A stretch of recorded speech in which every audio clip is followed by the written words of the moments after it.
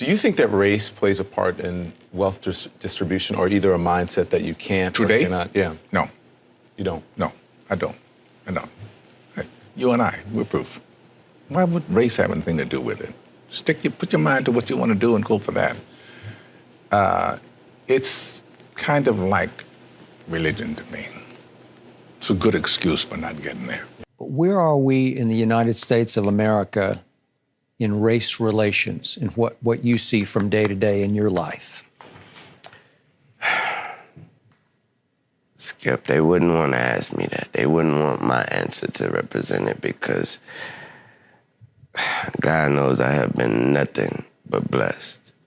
My whole path, these 33 years have been nothing but a blessing. I have never, and never is a strong word, I've never dealt with racism, and I'm glad I didn't have to.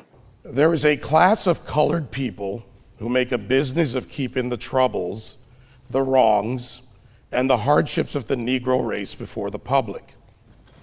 Some of these people do not want the Negro to lose his grievances because they do not want to lose their jobs. There is a certain class of race problem solvers who don't want the patient to get well. That was said by Booker T. Washington. How are we going to get rid of racism until... Stop talking about it. I'm going to stop calling you a white man. Yeah. And I'm going to ask you to stop calling me a black man. You know, it's frustrating to me that people take race and they make it personal. You know what I mean?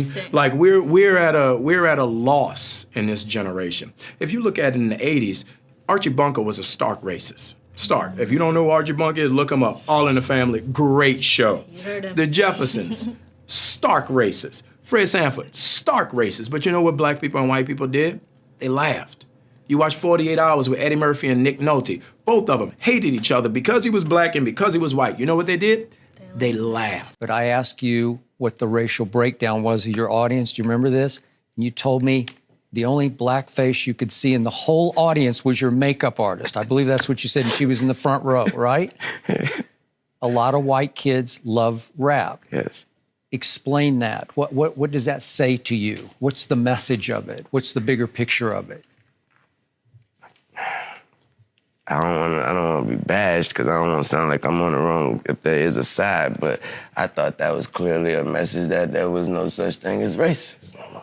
That's what I thought that was. You know, I said, and it's probably get me in trouble, but I said to some of my colleagues recently, so I know that it's an issue, but it seems like every single day on television I'm talking about race, and it's because of the news cycle, it's in the news, but sometimes I get so tired of talking about it, I want to just go, this is over, can we move on? And if you talk about it, it exists. Right.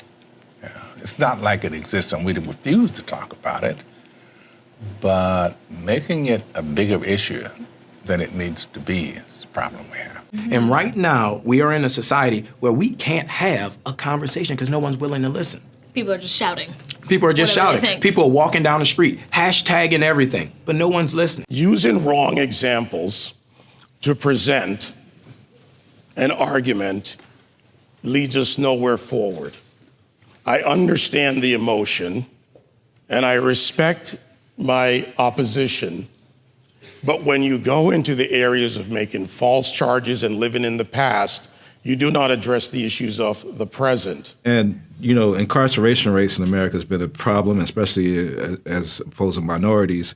And Roman delves into the issues around the legal system. Do you think we've made any headway in the legal system? I think it's more important to make headway in our own house.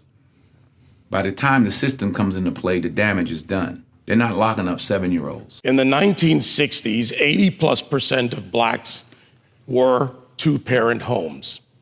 Today, that is reversed completely the other way. I was in Chicago a couple of 3-4 weeks ago, and we saw these little kids on bikes with masks on the side of their head, like 5 or 6 of them. And the driver said, yeah, they're little yummies.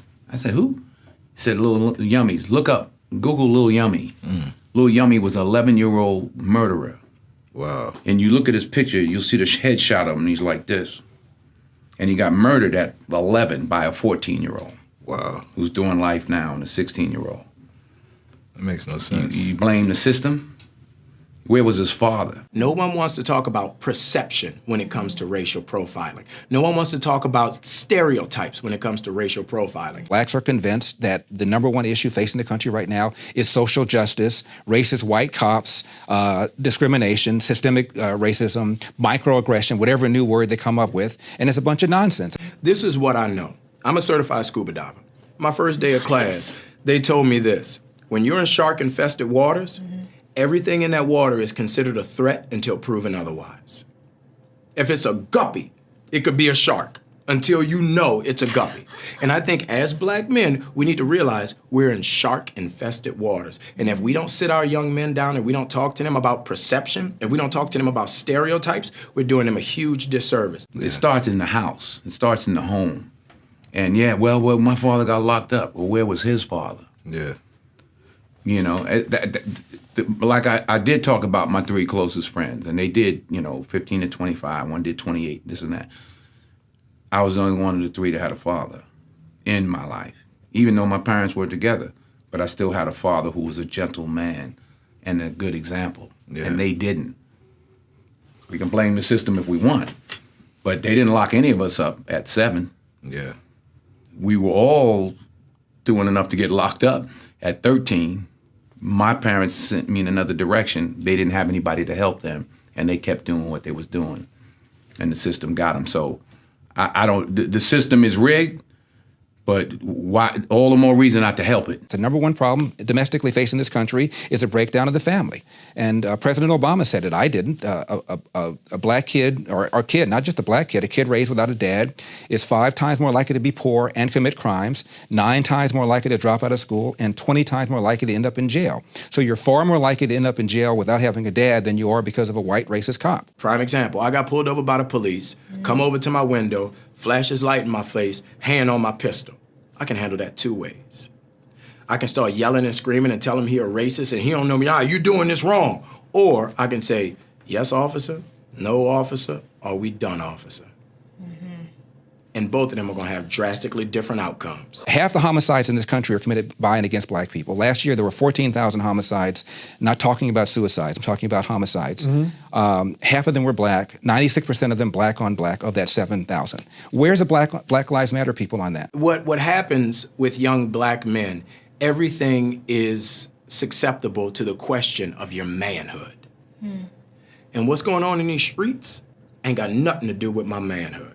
Interesting. If I'm gonna fight a police, I'm gonna fight him in a controlled environment, a court of law. I'm not gonna fight him on the streets. In Baltimore, where Freddie Gray was killed, Freddie Gray died in a van, I shouldn't say was killed, died in a van. Yeah.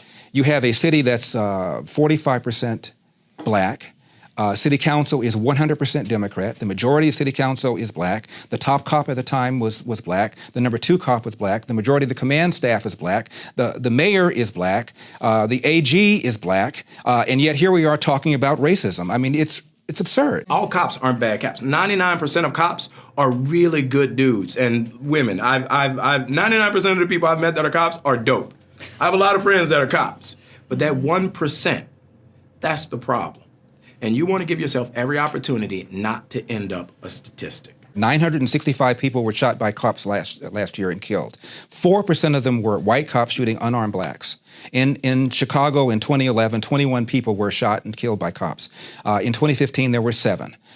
In Chicago, which is a third black, a third white, and a third Hispanic, 70% of the homicides are black on black. About 40 per month, almost 500 per year, last year in Chicago, and 75% of them are unsolved. Where is the Black Lives Matter on that? The idea that a racist white cop and shooting unarmed black people is a peril to black people is BS. Black History Month, you find Ridiculous.